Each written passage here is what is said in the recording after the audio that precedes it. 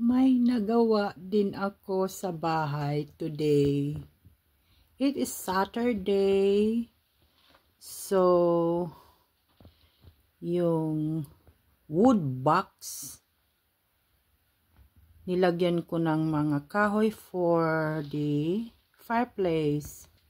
Thanks God, I was able na mapuno itong box na ito. Malamig pa in Germany. Yan. Okay na yung heat. Kaya lang yung glass dapat ko ring linisan ang glass. Chimney glass. Mamayang gabi na lang yata or tomorrow pag wala ng fire.